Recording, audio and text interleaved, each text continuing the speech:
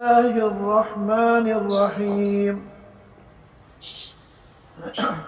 الحمد لله نحمده ونستعينه ونستغفره ونؤمن به ونتوكل عليه ونعوذ بالله من شرور أنفسنا ومن سيئات أعمالنا من يهده الله فلا مضل له ومن يضلله فلا هادي له ونشهد أن لا إله إلا الله وحده لا شريك له ونشهد أن سيدنا وحبيبنا ومولانا محمدا عبده ورسوله صلى الله تعالى عليه وعلى آله وأصحابه وبارك وسلم تسليما كثيرا كثيرا أما بعد فأعوذ بالله من الشيطان الرجيم بسم الله الرحمن الرحيم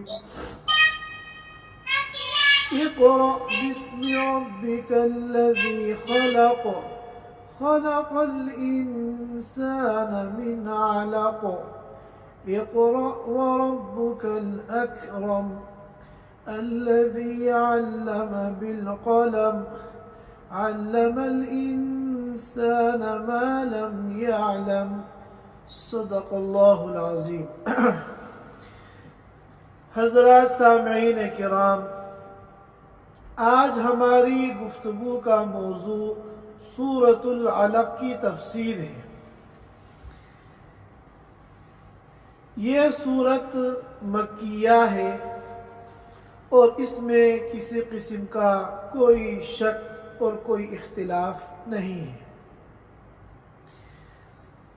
جیسا کہ آپ حضرات جانتے ہیں کہ اس سورت کی ابتدائی 5 آیات جو ابھی میں نے آپ حضرات کے سامنے تلاوت کی ہیں، یہ قرآن کریم کی اولین آیات ہیں۔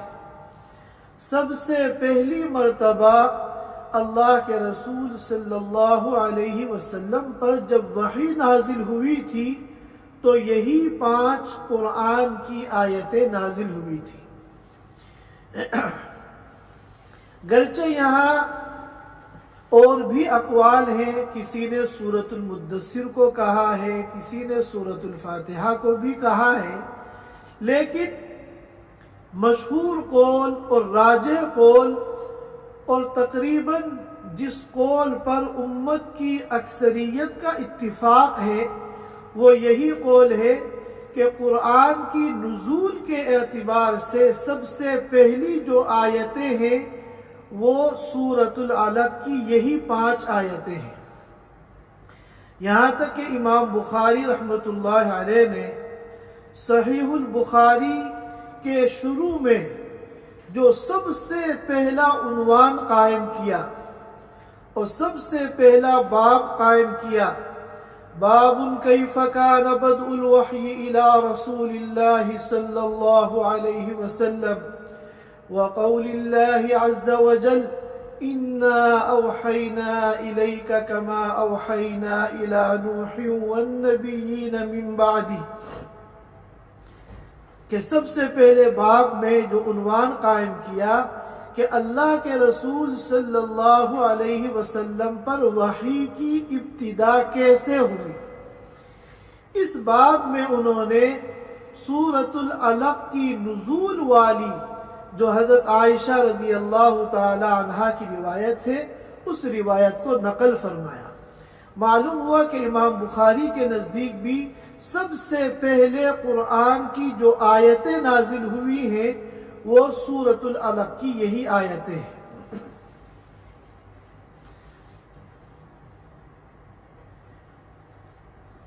اللہ کے رسول صلی اللہ علیہ وسلم پر پہلی وحی کب نازل ہوئی، کیسے نازل ہوئی اور کیا اس کا پس منظر تھا، بیک گراؤنڈ تھا، ان باتوں کو سمجھنے کی ضرورت ہے۔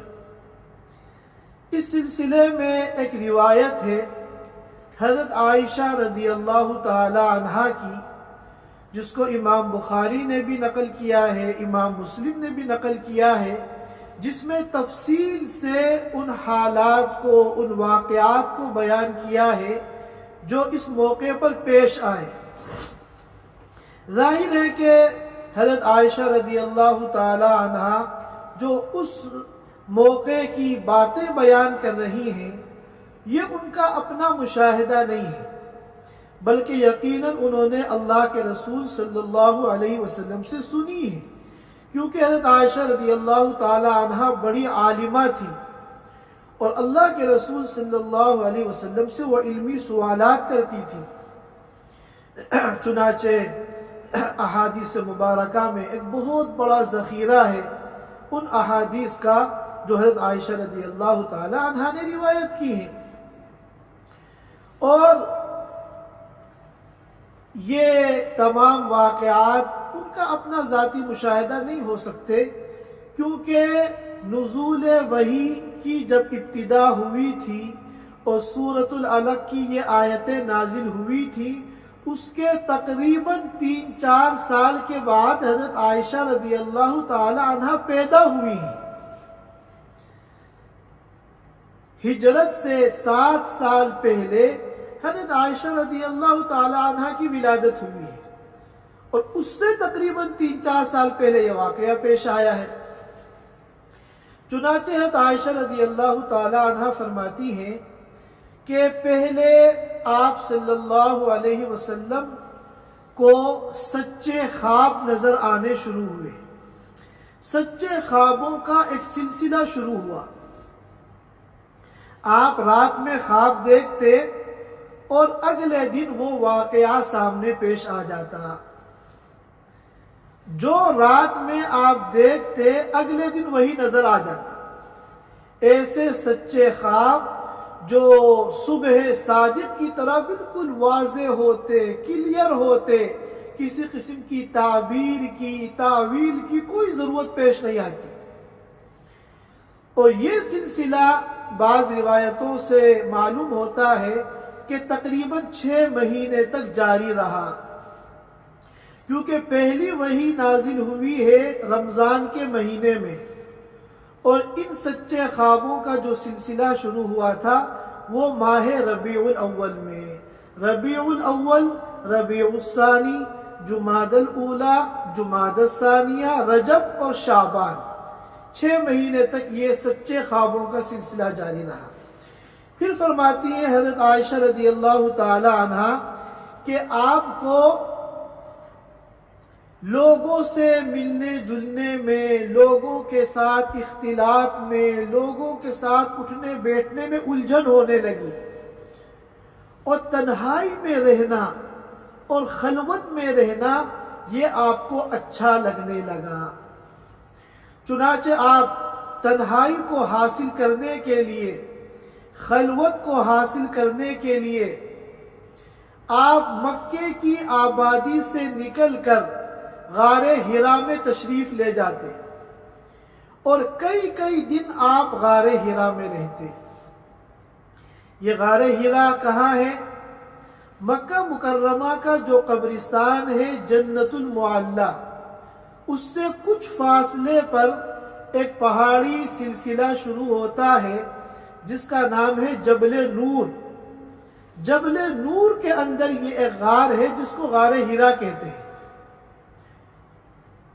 تو آپ صلی اللہ علیہ وسلم کئی دن کا توشہ، کھانے پینے کا سامان جو حضرت خدیجہ رضی اللہ تعالی عنہا جو آپ کی زوجہ مطہرہ تھی وہ تیار کر کے آپ کو دیتی تھی، اور آپ وہ لے کر غار حرا میں تشریف لے جاتے تھے، اور تنہائی میں کئی دن گزار دیا کرتے تھے، اور وہاں آپ صلی اللہ علیہ وسلم تنہائی میں عبادت کرتے تھے۔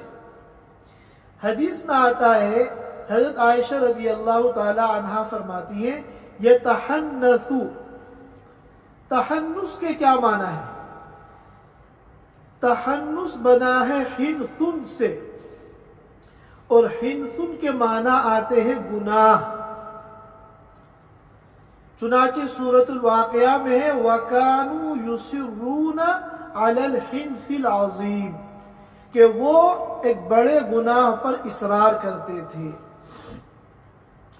اور صرف کے قواعد کے اعتبار سے تحنث کے معنی ہے گناہ کو چھوڑنا۔ اور اس حدیث کے راوی نے تحنث کے معنی خود بیان کیے ہیں، تعبد یعنی عبادت کرنا۔ ظاہر ہے کہ گناہ کو چھوڑنے کا ایک طریقہ، بلکہ سب سے مؤثر و کامیاب طریقہ یہ ہے کہ آدمی عبادت میں لگ جائے۔ تو یہاں مراد ہے عبادت کرنا۔ اب سوال یہ پیدا ہوتا ہے کہ شریعت تو ابھی نازل نہیں ہوئی تھی، عبادت کے طریقے تو ابھی آپ کے اوپر اترے نہیں تھے، تو آپ عبادت کیسے کرتے تھے؟ تو بعض حضرات نے کہا کہ حضرت نوح علیہ السلام، حضرت موسیٰ علیہ السلام، حضرت عیسیٰ علیہ السلام، ان کی شریعتوں میں عبادت کے جو طریقے تھے ان طریقوں کے مطابق آپ غار حرا میں اللہ تعالیٰ کی عبادت کرتے تھے۔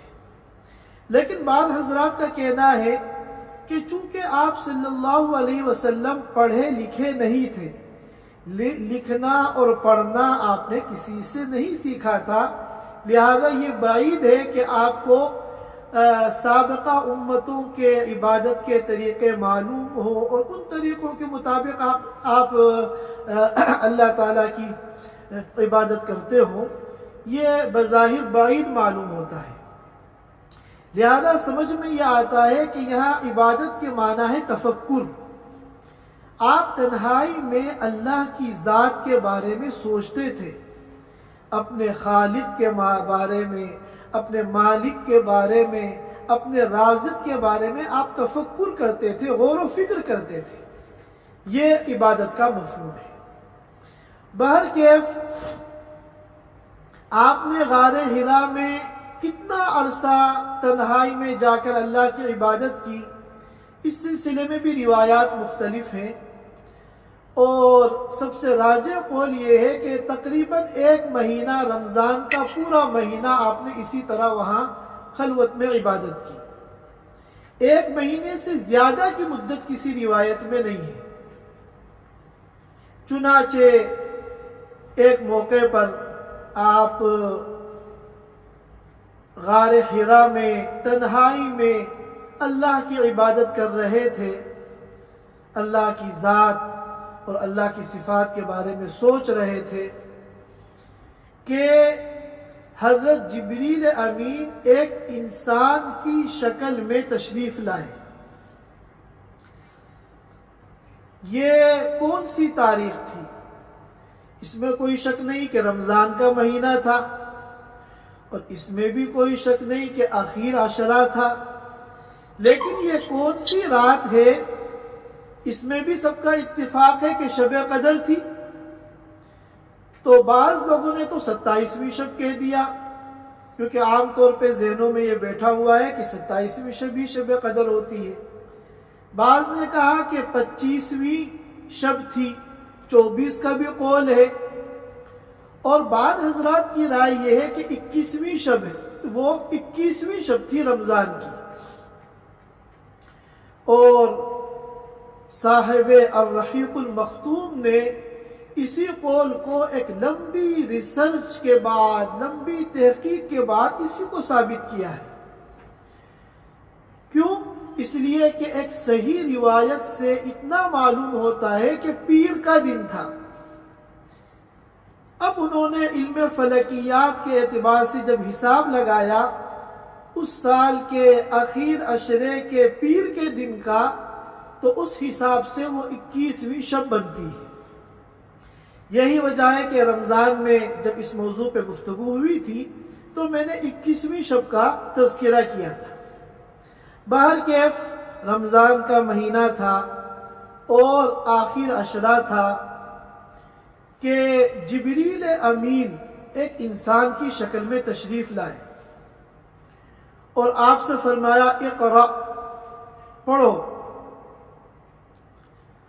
آپ صلی اللہ علیہ وسلم جو ذہنی طور پر پہلے سے تیار نہیں تھے، ایک تنہائی کی جگہ میں اچانک کوئی انسان آ جائے، اور وہ انسان بھی ایسا ہے جس کو پہلے کبھی دیکھا نہیں، تو آپ کے اوپر ایک خوف طاری ہو گیا، آپ ڈر گئے، سہم گئے، اور پھر انہوں نے کہا کہ اقرا پڑھو۔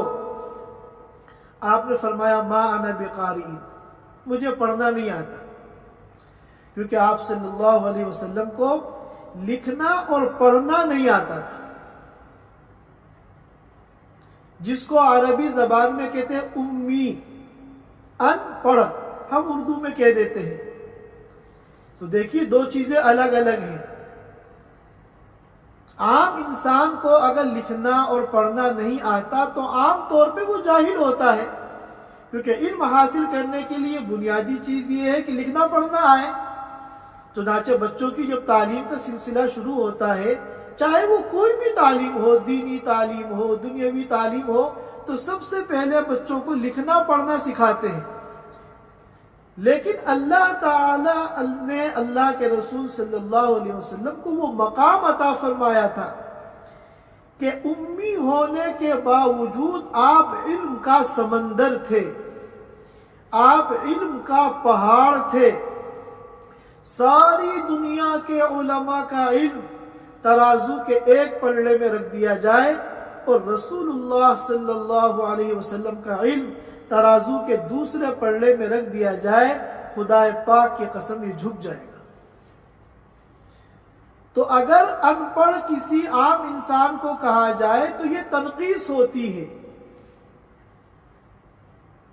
گویا کہ آپ نے اس کے اندر نقص کو، عیب کو بیان کیا۔ لیکن اللہ کے رسول صلی اللہ علیہ وسلم کو جب ان پڑھ کہا جائے تو اس سے آپ کی عظمت شان میں اضافہ ہوتا ہے کہ لکھنا پڑھنا نہ جاننے کے باوجود آپ علم کا سمندر تھے، علم کا پہاڑ تھے، اور یہی آپ کا امتیاز ہے اور یہی آپ کی خصوصیت ہے۔ کیوں؟ اسی میں اللہ کی حکمت تھی کہ آپ اگر لکھنا پڑھنا سیکھتے تو یقیناً جو آپ کو لکھنا پڑھنا سکھاتا وہ آپ کا استاد ہوتا، اور استاد کا درجہ جو ہے شاگرد سے بڑھا ہوا ہوتا ہے۔ استاد کا جو درجہ ہوتا ہے وہ شاگرد سے بڑھا ہوا ہوتا ہے۔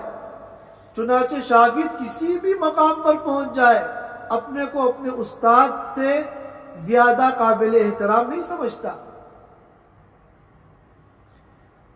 اور اللہ تعالیٰ کو آپ کی شخصیت ایسی بنانی تھی کہ جس سے اونچا درجہ کسی اور کا نہ ہو۔ چنانچہ اللہ تعالیٰ نے آپ کو امی بنایا، اور بہت فخر کے ساتھ امی کا لفظ قرآن پاک میں آپ کے لیے استعمال کیا۔ چنانچہ قرآن پاک میں آتا ہے النبی الامی الذی یجدونہ مکتوبا عندہم فی التوراۃ والانجیل۔ بہرکیف حضرت جبریل علیہ السلام نے آپ سے کہا اقرا، پڑھیے، تو آپ نے فرمایا ما انا بقاری، مجھے پڑھنا نہیں آتا۔ تو حضرت جبریل نے آپ صلی اللہ علیہ وسلم کو اپنی آغوش میں لیا اور اتنا کس کے آپ کو بھینچا اور دبایا کہ آپ کو تکلیف ہونے لگی، اور پھر آپ کو چھوڑ دیا اور فرمایا اقرا، پڑھیے۔ آپ نے پھر وہی جواب دیا ما انا بقاری، کہ مجھ کو تو پڑھنا نہیں آتا۔ تو حضرت جبریل امین نے پھر آپ کو اپنی آغوش میں لے کے خوب کس کے بھینچا، دبایا، یہاں تک کہ آپ تکلیف محسوس کرنے لگے، پھر آپ کو چھوڑ دیا اور فرمایا اقرا، پڑھیے۔ تیسری مرتبہ جب یہ ہوا تو حضرت جبریل امین نے آپ کو چھوڑ کر فرمایا اقرا بسم ربک الذی خلق، خلق الانسان من علق، اقرا وربک الاکرم الذی علم بالقلم، علم الانسان ما لم یعلم۔ یہ 5 آیتیں ایک ساتھ تلاوت کی۔ تو جب نزول اولی ہوا تھا قرآن کا تو سورہ علق کی صرف یہ 5 آیتیں نازل ہوئی تھی. باقی جو آیتیں ہیں سورہ علق کی تقریباً 14-15 آیتیں یہ سالہ سال کے بعد نازل ہوئی. اس سورت کی جو تکمیل ہوئی وہ سالہ سال کے بعد ہوئی. اور ایک ساتھ جو سب سے پہلے وہی نازل ہوئی تھی وہ شروع کی یہ 5 آیتیں تھی جو آج میں نے تلاوت کی ہے. اور آج میرا مقصد صرف ان 5 آیتوں کی تفسیر ہے. انشاءاللہ اس سورت کا جو اگلا حصہ ہے جو سالوں کے بعد نازل ہوئی تھی ہم ان کی تفسیر انشاءاللہ بعد میں کریں گے. تو جب آپ نے یہ 5 آیتیں پڑھی تو اللہ کے حکم سے یہ 5 آیتیں آپ صلی اللہ علیہ وسلم کے لیے آسان ہو گئی اور آپ کی زبان پر جاری ہو گئی. اب سوال یہ پیدا ہوتا ہے یہاں پر کہ جبریل امین تو آپ کو پڑھنے کے لیے کہہ رہے تھے اور یہ جو آیتیں ہیں یہ تو عربی زبان کے الفاظ ہیں اور لفظوں کا ادا کرنا آپ کے لیے کوئی مشکل نہیں تھا کیونکہ یہ الفاظ عربی زبان کے تھے اور آپ عربی زبان میں فصیح و بلیغ تھے. آپ افصح العرب تھے. عربی زبان کے تمام فصحاء اور بلغاء جو ماہرین لسان ہوتے ہیں آپ کا مقام فصاحت اور بلاغت میں ان سے بہت اونچا تھا. تو ان لفظوں کو ادا کرنے میں آپ کو کیا پریشانی تھی؟ آپ کو لکھنا نہیں آتا تھا اور عبارت کو دیکھ کر اس کی ریڈنگ نہیں آتی تھی، یہ الگ چیز ہے. لیکن عربی زبان جہاں تک بولنے کا تعلق ہے تو آپ تو افصح العرب تھے. تو پھر آپ نے کیوں کہا ما انا بقاری؟ قرآن جو ہے فصاحت و بلاغت کے اعلیٰ مقام پر ہے اور آپ فصیح و بلیغ ہیں بلکہ امام الفصحاء والبلغاء ہیں. آپ کے لیے قرآن کی تلاوت میں کیا پریشانی تھی؟ تو اس لیے علماء کرام نے فرمایا کہ بظاہر ایسا معلوم ہوتا ہے کہ جبریل امین یہ آیتیں کسی تختی وغیرہ پر لکھ کر لائے تھے اور آپ سے فرمایا تھا اقرا پڑھو. تو اب ظاہر دیکھ کر پڑھنا یہ آپ کو نہیں آتا تھا. چنانچہ آپ نے فرمایا تھا ما انا بقاری. چنانچہ یہ جو آیتیں نازل ہوئی 5 یہ وحی کا نزول ہی نبوت ہے. گویا کہ آپ کو نبوت عطا ہو گئی. نبوت کے ملنے کا کوئی خاص طریقہ نہیں تھا بلکہ اللہ کی طرف سے وحی کا نازل ہونا یہی نبوت کا عطا کرنا تھا. چنانچہ جبریل امین چلے گئے اور ان کے جانے کے بعد آپ صلی اللہ علیہ وسلم کی طبیعت متاثر ہونی شروع ہوئی.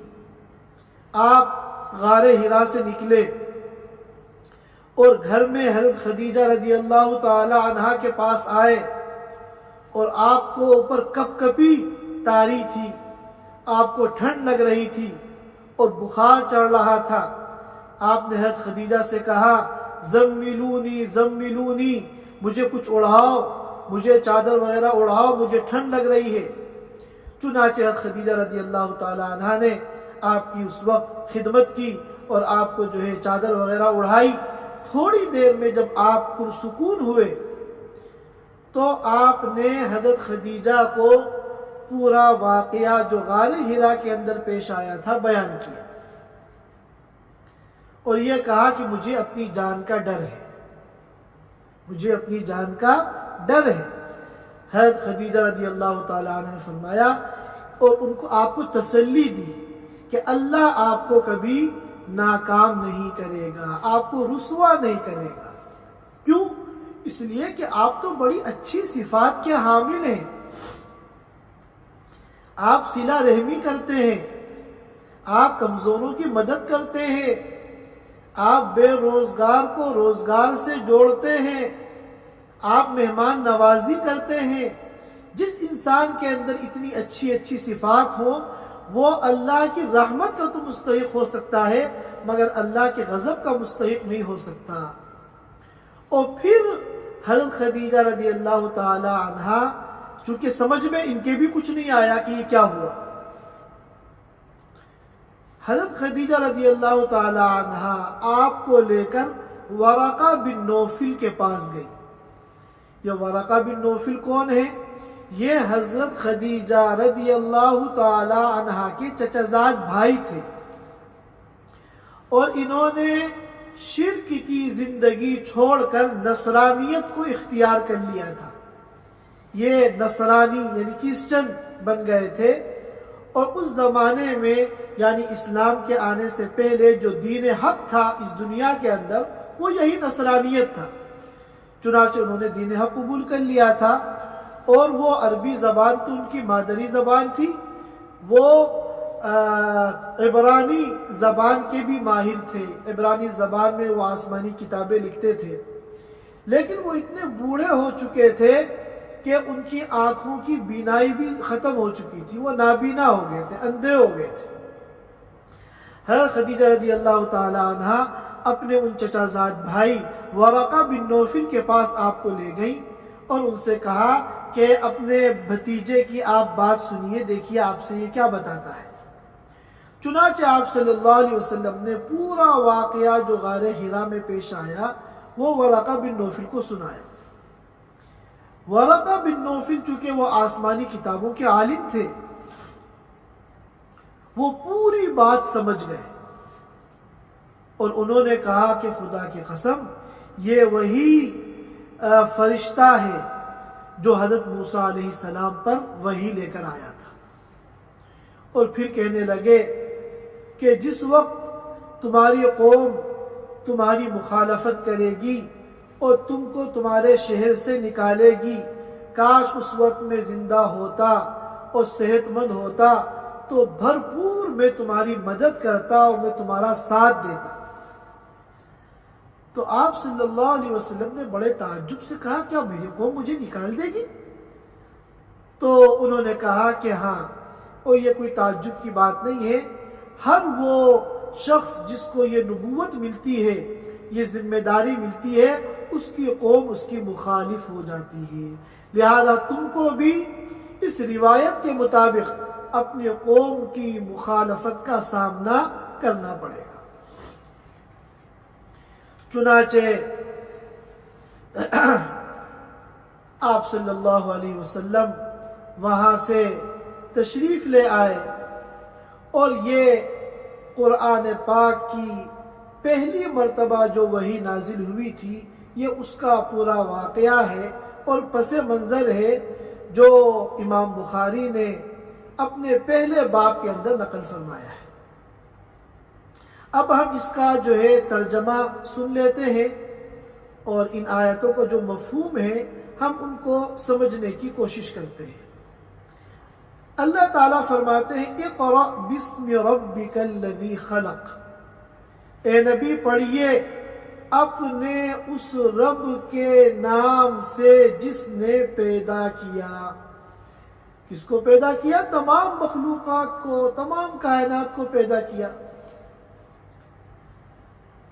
خلق الانسان من علق، جس نے انسان کو پیدا کیا جمے ہوئے خون سے۔ علق جمع ہوا خون، اسی کا واحد آتا ہے علاقہ، جمے ہوئے خون کا لتھڑا۔ اقرأ وربک الاکرم، آپ پڑھیے جبکہ آپ کا رب بڑا کرم والا ہے۔ الذی علم بالقلم، جس نے سکھایا قلم کے ذریعے۔ علم الانسان ما لم یعلم، انسان کو وہ تمام باتیں سکھائیں جو اس کو معلوم نہیں تھی۔ سب سے پہلی آیت ہے اقرأ بسم ربک الذی خلق، اے نبی قرأت کیجئے یعنی قرآن کی تلاوت کیجئے اپنے اس رب کے نام سے جس نے ساری کائنات کو پیدا کیا۔ یہاں دیکھیے رب کا لفظ استعمال ہوا، اللہ کا لفظ استعمال نہیں ہوا، اس لیے کہ یہ مقام تعلیم ہے، مقام تربیت ہے۔ یہاں اللہ تعالیٰ کی شان ربوبیت کا مظاہرہ ہو رہا ہے، لہذا یہاں پر مناسب جو لفظ تھا وہ رب، اقرأ بسم ربک الذی خلق۔ اور جہاں اللہ کی عبادت کا تذکرہ ہو تو وہاں اللہ کی شان الوہیت کا مظاہرہ ہوتا ہے، اور اس کے لیے جو مناسب لفظ ہے وہ لفظ اللہ ہے۔ ربوبیت سے بنا ہے رب اور الوہیت سے بنا ہے اللہ۔ چنانچہ قرآن پاک میں انی انا اللہ لا الہ الا انا فاعبدنی، کہ میں ہی وہ اللہ ہوں کہ میرے سوا کوئی معبود نہیں ہے، لہذا میری عبادت کرو۔ تو جہاں عبادت کا تذکرہ ہے وہاں اللہ کی شان الوہیت کا مظاہرہ ہے، اس کے لیے جو مناسب لفظ ہے وہ لفظ اللہ ہے۔ لیکن یہاں جو موقع ہے یہ مقام تعلیم و تربیت ہے، لہذا یہاں پر اللہ کی شان ربوبیت کا مظاہرہ ہے، اور اس کے لیے جو مناسب لفظ ہے وہ رب ہے، اس لیے فرمایا اقرأ بسم ربک الذی خلق۔ پھر فرمایا خلق الانسان من علق، اس نے انسان کو پیدا کیا علق سے، جمے ہوئے خون سے۔ جب استقرار حمل ہوتا ہے تو 40 دن تک تو وہ مادہ نطفے کی شکل میں ہوتا ہے، 40 دن کے بعد پھر وہ علقہ بن جاتا ہے، جمع ہوا خون جو 40 دن تک رہتا ہے۔ تو اللہ تعالیٰ یہ فرماتے ہیں کہ آپ نے اگر لکھنا اور پڑھنا نہیں سیکھا تو آپ اس کی وجہ سے مایوس نہ ہو۔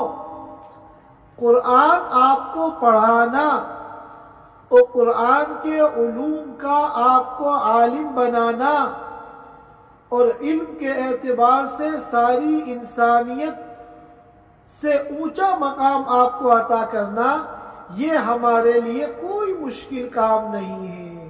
ہم تو وہ ذات ہیں جس نے جمے ہوئے خون سے انسان کو پیدا کیا، انسان جو کہ اشرف المخلوقات ہے، افضل المخلوقات ہے، ارفع المخلوقات ہے، اس کو جمے ہوئے خون سے ہم نے پیدا کر دیا۔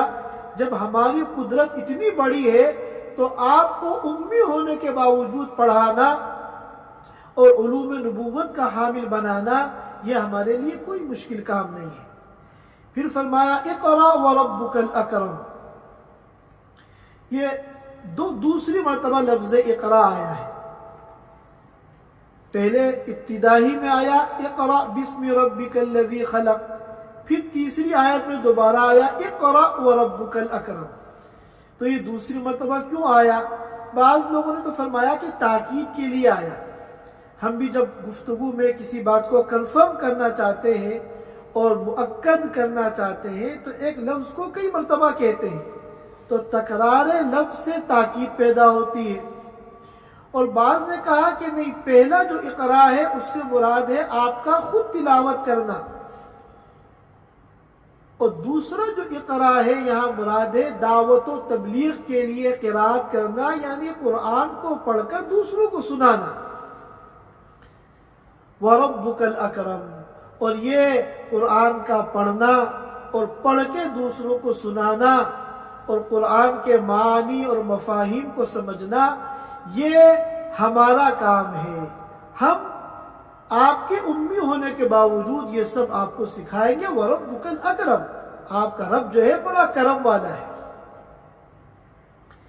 پھر فرمایا الَّذِي عَلَّمَ بِالْقَلَمِ، جس نے سکھایا، تعلیم دی قلم کے ذریعے۔ اس سے قلم سے مراد ہے لکھنا پڑھنا۔ معلوم ہوا کہ لفظ قلم کے ذریعے اللہ تعالیٰ نے تعلیم کی اہمیت کو بیان کیا،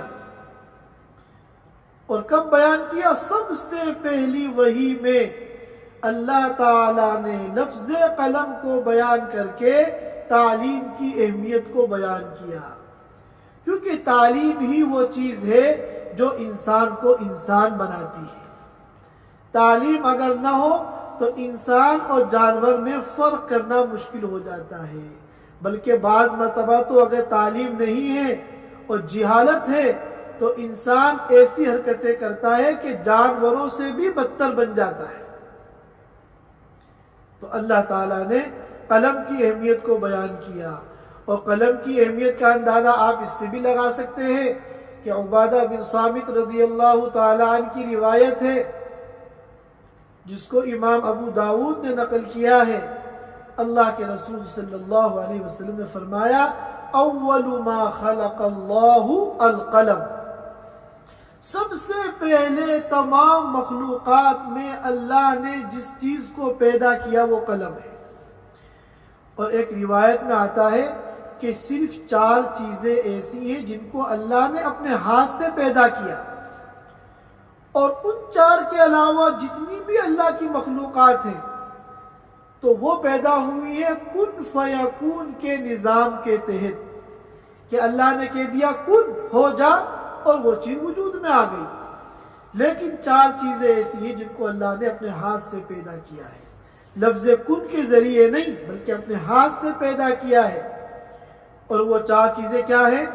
نمبر 1 قلم، نمبر 2 عرش، نمبر 3 جنات عدن، جنتیں ہمیشہ رہنے کی جگہ، اور نمبر 4 آدم علیہ السلام۔ ان 4 چیزوں کو اللہ نے